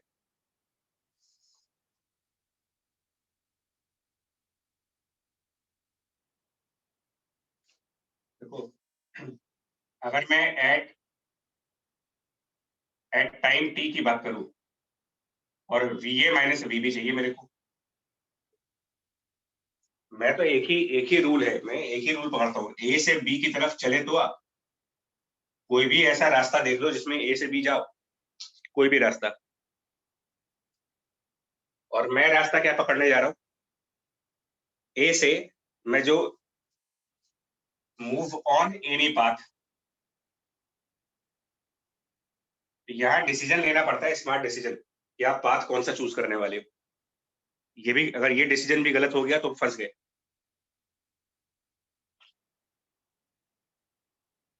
ए से हम इस कैपेसिटर में जाएंगे, ए से बी तक जाना है तो हम इस कैपेसिटर में जाएंगे, और यहाँ पर पोटेंशियल डिफरेंस देख सकते हैं, क्योंकि इसका charge as a function of time निकाल चुके होंगे, वो होगा 400/3 1 minus e raised to the power minus a t divided by 40/3, ये चार्ज होगा इसका, और divided by capacitance, charge by capacitance यानी 8 से डिवाइड कर दीजिए, चार्ज अपॉन कैपेसिटेंस, यहाँ 50 आ जाएगा। तो A से नीचे गए, ये पोटेंशियल डिफरेंस आ गया, इधर गए कुछ नहीं है, इधर आए, बैटरी से गए, बैटरी से गए तो -25 हो गया, फिर इधर गए फिर इधर गए और फिर इस कैपेसिटर से बी आ गए, इस कैपेसिटर से बी की तरफ, तो फिर इस कैपेसिटर का पोटेंशियल डिफरेंस आ जाएगा, जो कि इसका चार्ज डिवाइडेड बाय कैपेसिटेंस, यानी कि 50/3 ये भी आएगा, but 1 minus e raise to the power minus t divided by, यहाँ 40/3 की जगह सर 20/3 आएगा, क्योंकि टाइम कॉन्स्टेंट्स अलग अलग है। और अब इसको जीरो कर दीजिए, VA minus VB equal to 0। वो लेंदी मैंने पहले भी कह दिया कि मैथमेटिकली लेंदी हो जाएगा, बिकॉज इसको जीरो करने के बावजूद भी, इसको इक्वल टू 0 रखने के बाद भी टाइम को सॉल्व करना वो भी एक चैलेंज ही है, वो सब लॉग वॉग लेना पड़ेगा उसमें।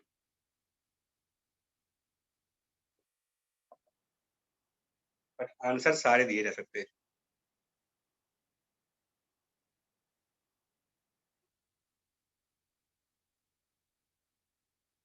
और अभी तक कहीं भी कैलकुलस यूज नहीं हुई है, एक भी ध्यान रखिएगा। तो आरसी सर्किट विदाउट कैलकुलस भी हो जाता है।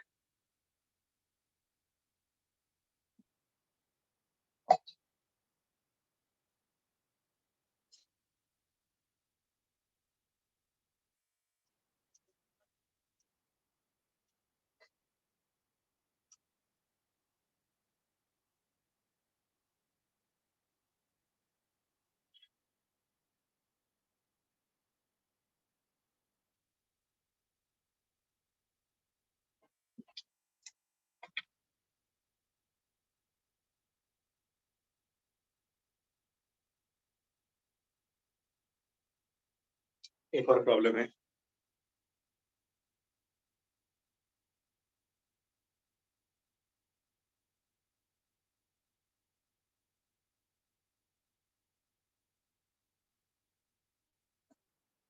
ठीक है, एक प्रॉब्लम और बता रहे हैं आपको क्या करना है।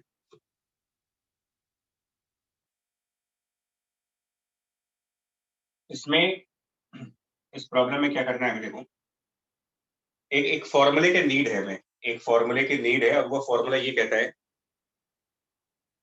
रेजिस्टेंस का एक फॉर्मूला होता है यार, अगर आप रेजिस्टेंस के लिए एक बेसिक फॉर्मूला है, अगर एल लेंथ का वायर हो और उसका cross sectional area capital A हो,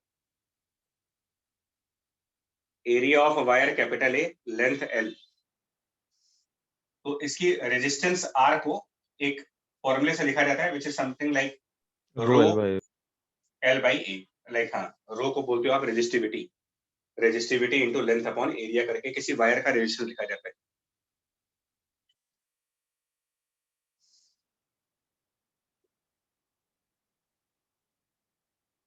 resistivity into length by area, cross sectional area. तो इसका थोड़ा सा यूज करने जा रहे हैं, मतलब इस कंसेप्ट को यहाँ यूज करने जा रहे हैं, बेसिक फॉर्मूले को। तो इसमें क्या है, हमारे पास ये दो प्लेट्स है, मतलब पैरेलल प्लेट कैपेसिटर वाली दो प्लेट्स,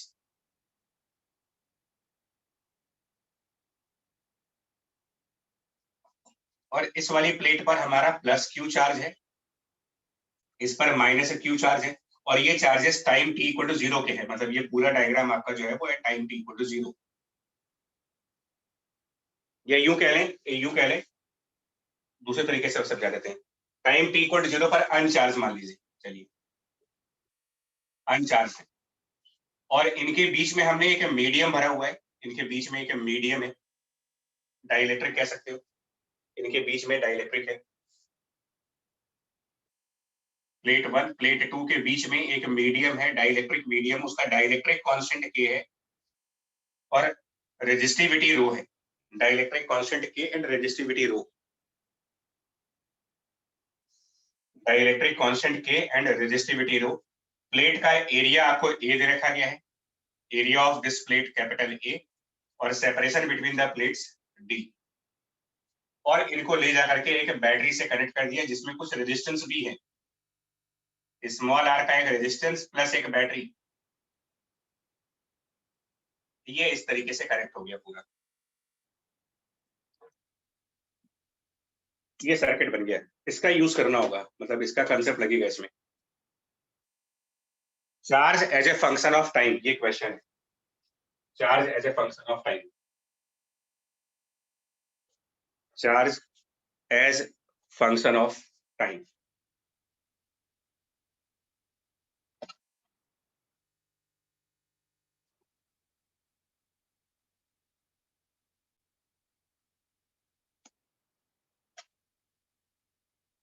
ये बड़ी कॉमन चीज आएगी, बार बार आता है, मतलब बार बार ये बोलते हैं कि डाइलेक्ट्रिक कांस्टेंट और रेजिस्टिविटी दोनों इस मीडियम के अंदर है, मतलब इस मीडियम में रेजिस्टेंस भी होगी और कैपेसिटेंस भी होगी, दोनों चीजें होंगी, मतलब यहाँ पर रेजिस्टेंस और कैपेसिटेंस दो लगे हैं।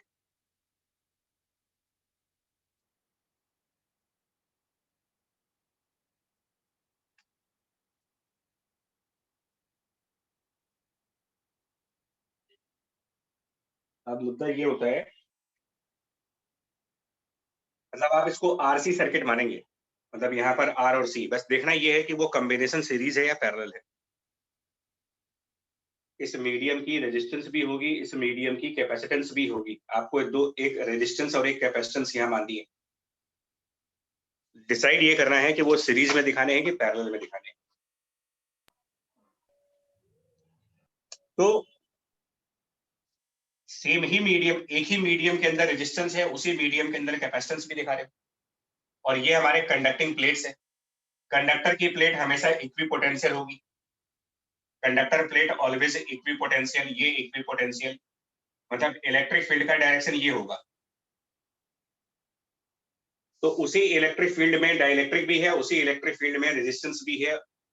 सेम इलेक्ट्रिक फील्ड में आने वाले जितने भी कॉम्बिनेशंस होते हैं, सेम इलेक्ट्रिक फील्ड के अंदर जितनी भी चीजें लगाते हो, उनका कॉम्बिनेशन आप किस तरीके से मानते हो, सीरीज या फिर parallel, all combinations across the same electric field. So parallel.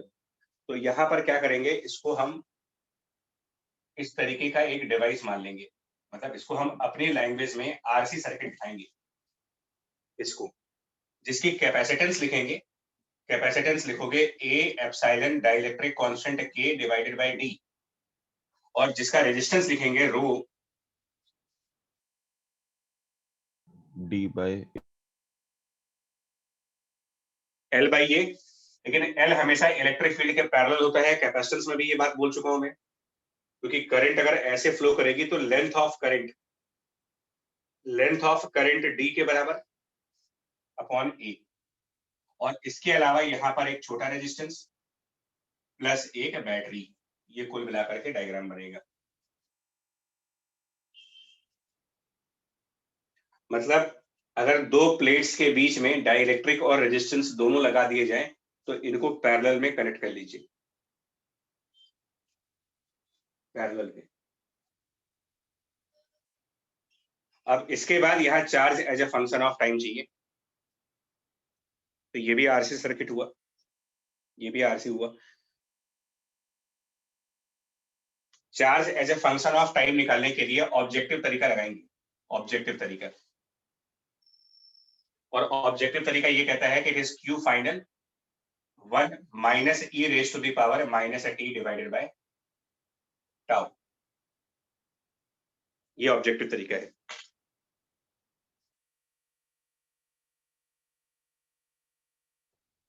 और टाउ निकालने के लिए भी तरीके हैं। टाउ निकालने के लिए हमें चाहिए Q final divided by initial current t equal to 0 वाली, final charge divided by the initial current time constant. तो कुल मिलाकर दो बातें निकालनी है तुम्हें, कुल मिलाकर के अल्टीमेटली दो चीजें निकालने को है, what is final charge and what is initial current. ये दो बातें अगर आ जाए तो आंसर आ जाएगा। तो इनिशियल करंट जब निकालना होगा तो इनिशियल मोमेंट पर कैपेसिटर को मान लेंगे वायर, इनिशियल मोमेंट पर capacitor will be wire because ये अनचार्ज है, अनचार्ज कैपेसिटर है। तो इनिशियल करंट कैसे फ्लो होगी, इनिशियल करंट इनिशियल मोमेंट पर अगर यहां से कुछ करंट गया, अब वो कौन सी डायरेक्शन में जाएगा, ये एक वायर है, कोई पोटेंशियल डिफरेंस नहीं है यहाँ पर एज अ वायर। तो अब आप कह सकते हो कि पूरा करंट यहां से चला जाएगा। अब करंट इसमें नहीं जा सकता क्योंकि ये दोनों पैरेलल में है, तो यहाँ का पोटेंशियल डिफरेंस और यहाँ का पोटेंशियल डिफरेंस बराबर रखना है आपको, और यहाँ 0 पोटेंशियल डिफरेंस है। क्योंकि इनिशियल मोमेंट पर ये अनचार्ज है, अनचार्ज कैपेसिटर मतलब जीरो पोटेंशियल डिफरेंस, तो यहां पर भी जीरो पोटेंशियल डिफरेंस। रेजिस्टेंस में जीरो पोटेंशियल डिफरेंस तभी आएगा जब इसमें करंट जीरो हो, तो सारा करंट कैपेसिटर से गया, तो ये current simply V by R बनेगा, बिकॉज करंट के पाथ में सिर्फ ये रेजिस्टेंस है, ये रेजिस्टेंस उसके रास्ते में नहीं है। तो इनिशियल करंट सॉल्व हो गया, V बाई स्मॉल आर। पहला पार्ट आ गया आपका इनिशियल करंट। तो करंट है T इक्वल टू 0, ये चीज आ गई, V divided by small are.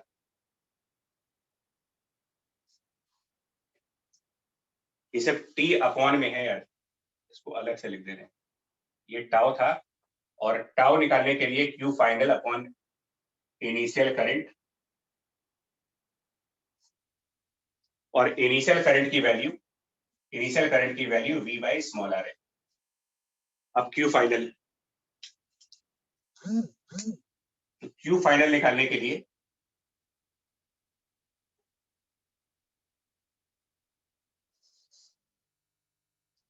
Finally यहां पर करंट नहीं जाएगा, फाइनल मोमेंट पर इसमें करंट नहीं होगा,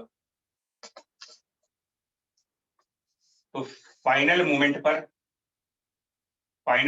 पर करंट ऐसे गया, यूं गया, इधर करंट नहीं जाएगा, तो फाइनल करंट कैपिटल आर से जाएगा,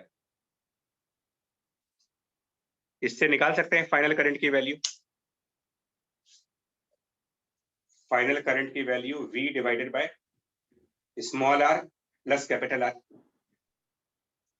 और उस फाइनल करंट से यहाँ पोटेंशियल डिफरेंस आ जाएगा, फाइनल करंट से यहाँ पर पोटेंशियल डिफरेंस की वैल्यू, तो final current is V divided by small r plus capital R, this is final current, into capital R, Ohm's law, potential difference हो गया यहाँ पर, और यही पोटेंशियल डिफरेंस कैपेसिटर में भी होगा, पैरेलल में है दोनों, और potential difference multiplied by the capacitance, ये फाइनल चार्ज है, फाइनल चार्ज।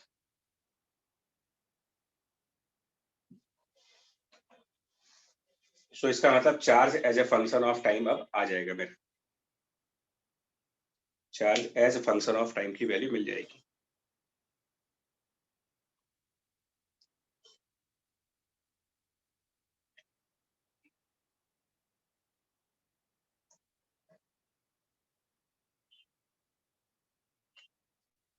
इसी में दूसरी वैरायटी जो है, इस सेम टॉपिक की दूसरी वैरायटी, ये फर्स्ट वैरायटी हो गई। Second variety,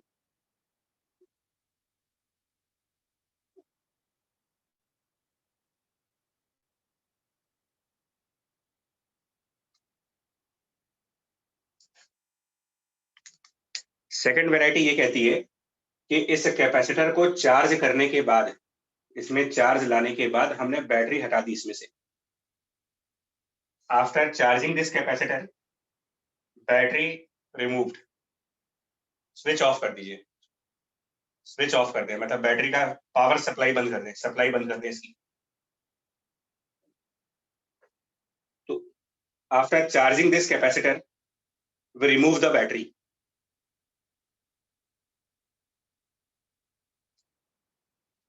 so let the capacitor is charged up to सब कुछ Q नॉट मान लेते हैं उसको, final charge, capacitor charge up to Q nought, and then battery is removed.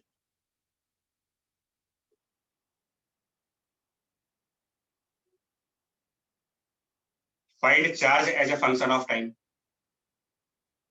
Battery remove करने के बाद charge as a function of time.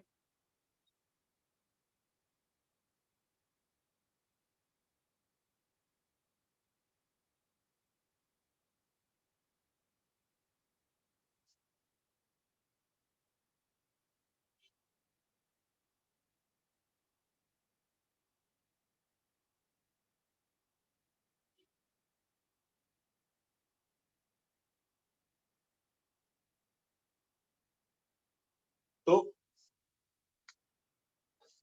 Diagram तो ये बनेगा इसका भी, सेम डायग्राम, बट अब क्या हुआ, इस पर प्लस क्यू नॉट चार्ज है, इस पर माइनस क्यू नॉट चार्ज है, और चार्ज होने के बाद इस बैटरी को हटा रहे। तो अगर चार्जिंग के बाद इस बैटरी को रिमूव कर दिया जाए, मतलब ये वायर्स हटा दी जाए,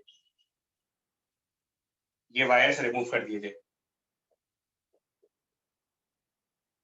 तो बचा हुआ सर्किट आरसी हो गया, रिमेनिंग एक आरसी बचा। लेकिन अब ये सिंगल लूप आरसी हो गया, सिंगल लूप आरसी। इसमें चार्जिंग होगी या अब डिस्चार्जिंग हो जाएगी इसकी? Discharging. Sir discharge. Discharging.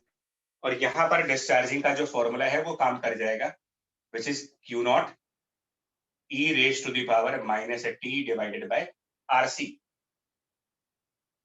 T upon RC. और मजे की बात यह है कि जब आप इसमें आरसी की वैल्यू पुट करोगे, वैल्यू ऑफ आरसी की वैल्यू जब पुट करेंगे, आर और सी का प्रोडक्ट, तो ये आएगा रो एप्सिलॉन के, वेरीफाई करिएगा, यस सर। जो कि कैरेक्टरिस्टिक ऑफ मीडियम बना, characteristic of medium, resistivity medium की, डाइलेक्ट्रिक कांस्टेंट मीडियम का, और एप्सिलॉन तो कांस्टेंट है। मतलब डिस्चार्जिंग की इक्वेशन में इसका कहीं पर कोई जिक्र नहीं है कि प्लेट सेपरेशन कितनी आई और प्लेट एरिया कितना आया। इनफैक्ट इसका भी कोई जिक्र नहीं होगा कि ये प्लेट है, मतलब रेक्टेंगुलर प्लेट्स है, सर्कुलर प्लेट्स हैं, या किस टाइप की प्लेट है। मतलब प्लेट की ज्योमेट्री, प्लेट का सेपरेशन, प्लेट्स की साइज, ये सारे फैक्टर यहां से एलिमिनेट कर जाएंगे। और ये आर्टिकल आपके लिए कह रहेगा लीकेज ऑफ कैपेसिटर।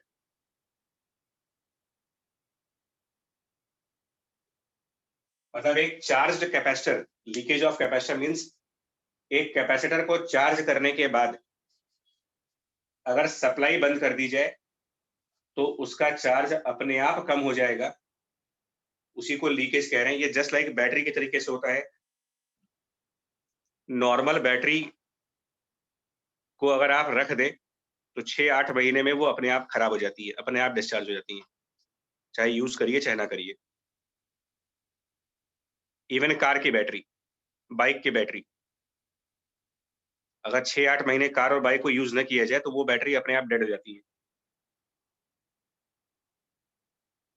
तो अगर हमने कैपेसिटर को चार्ज किया और उसके बाद उसमें एक्सटर्नल सप्लाई देना बंद कर दिया तो वो चार्ज अपने आप टाइम के साथ रिड्यूस होता जाएगा, डिस्चार्ज होता जाएगा।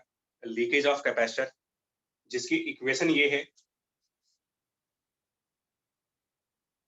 और इंटरेस्टिंग, मतलब जो नोट करने वाला पॉइंट है वो ये कि equation for leakage of capacitor independent of geometry, shape and size of the plates.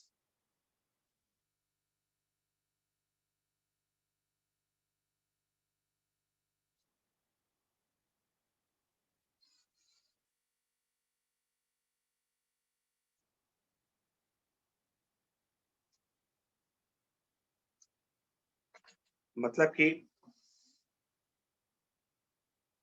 अगर हम एक आइसोलेटेड स्फीयर ले लें, एक स्फीयर रखें यहाँ पर, और उस स्फीयर के ऊपर हमने चार्जेस पुट कर दिए, उस स्फीयर पे क्यू नॉट चार्ज रख दिया, और उसके बाद उसका स्फीयर की अपनी कुछ रेडियस वगैरह होगी, ये मान लेते हैं। और स्फीयर के आगे जो मीडियम है, इसके बाहर का पूरा मीडियम, मतलब स्फीयर को चार्ज करने के बाद एक ऐसे मीडियम के अंदर लेके गए जिस मीडियम की डाइलेक्ट्रिक कांस्टेंट के है और रेजिस्टिविटी रो है। A charged sphere is kept in a medium of some dielectric constant and resistivity. अकेला है, single charge sphere placed in a medium with some dielectric constant with some resistivity.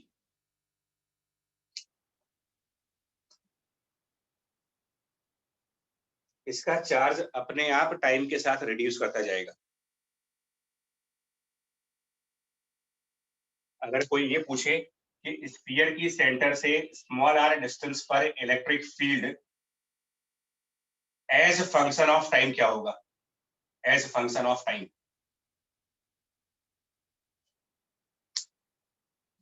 तो normally पहली बात time का term क्यों आएगा, ये charge maintain नहीं रह पाएगा।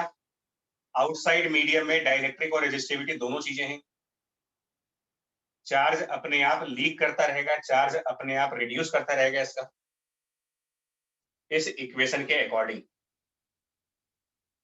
तो टी टाइम बाद इस स्फीयर पर जो चार्ज होगा वो capital Q nought e raise to the power minus t divided by rho epsilon K. यही बात मैं समझा रहा हूं कि चाहे आप पैरेलल प्लेट ले लो चाहे स्फीयर ले लो, इक्वेशन सेम रहेगी, क्योंकि ये मीडियम कैरेक्टरिस्टिक इक्वेशन है, प्लेट्स कैरेक्टरिस्टिक इक्वेशन नहीं है। स्फीयर का चार्ज इतना, और अब हम स्फीयर के outside electric field formula 1/4 pi epsilon nought charge divided by r square. This will be electric field as a function of time. कोई भी चार्ज्ड बॉडी, किसी भी तरीके की charged body when placed in a medium, the charge of object will always decrease with time according to this equation until इसको external battery से charge न किया जा रहा हो। एक्सटर्नली चार्ज कर रहे हैं फिर अलग बात है।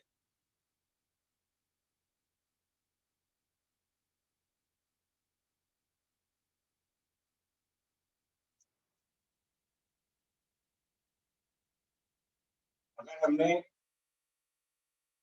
एक वायर लिया, लॉन्ग वायर, उसको भी चार्ज किया प्लस लैम्डा नॉट से, और उसके बाद उसको उठा करके मीडियम में ले गए, और मीडियम के अंदर हमने इसको चारों तरफ मीडियम है, उसमें रेजिस्टिविटी भी है और डाइलेक्ट्रिक कांस्टेंट भी है। तो a wire in a medium, अकेला वायर है, सिंगल वायर एक मीडियम के अंदर रखा है, लेकिन मीडियम में रेजिस्टेंस और डाइलेक्ट्रिक दोनों चीजें हैं। और अब अगर आपसे कहे कि इससे स्मॉल r डिस्टेंस पर electric field as a function of time क्या होगा, electric field as a function of time, तो टाइप ऑफ वायर कुछ भी हो, टाइप ऑफ कंडक्टर कुछ भी हो, वो स्फीयर है, पैरेलल प्लेट है, वायर है, सिलेंडर है, इससे फर्क नहीं है, इसकी चार्ज डेंसिटी रिड्यूस कर जाएगी। इलेक्ट्रिक फील्ड लॉन्ग वायर के लिए lambda divided by 2 pi epsilon not r ये होती है, बट क्योंकि डाइलेक्ट्रिक है तो नीचे k भी होगा, एप्सिलॉन के साथ k भी आएगा बिकॉज ऑफ डाइलेक्ट्रिक। और ये जो लैम्डा है ये इनिशियल वाला नहीं रहेगा, बिकॉज चार्ज डेंसिटी रिड्यूस कर जाएगी e raise to the power minus t divided by rho epsilon K. ये सेम लॉजिक सबके लिए लॉ एक ही आएगा। जितनी भी चार्ज डेंसिटीज हैं, चार्जेस हैं,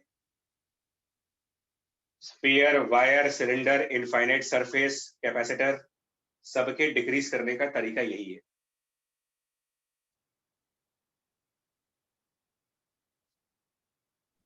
सबके लिए सेम तरीका होगा डिक्रीज करने का। सही, के कैसे नीचे चढ़े? सर ये के इसमें सरफेस में, कैसी के? सर ये जो सरफेस स्फीयर की इलेक्ट्रिक फील्ड लिखी है सर, इसमें ई नॉट होगा ना, के आएगा, मिस्टेक है, यहाँ पर भी के होना चाहिए, नीचे के आएगा, एप्सिलॉन के साथ के आएगा बिकॉज़ डाइलेक्ट्रिक है, इसमें भी मिस्टेक हुई है। मतलब कुल मिलाकर के एनी ऑब्जेक्ट और any capacitor cannot maintain its charge if it is inside a medium of some dielectric or some resistivity. The charge cannot remain conserved. It will start decaying. Decay है एक तरीके से, जैसे रेडियोएक्टिव डिके होता है वैसे charge decay हो रहा है. डिके ऑफ चार्ज एक नेचुरल फिनोमेना है इन एनी मीडियम.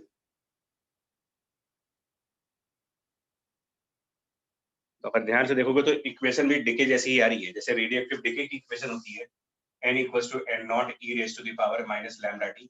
एग्जैक्टली वैसे ही डिके की इक्वेशन आ रही है. डिके ऑफ चार्ज कह लीजिए, लीकेज ऑफ चार्ज कह लो, एक ही बात है.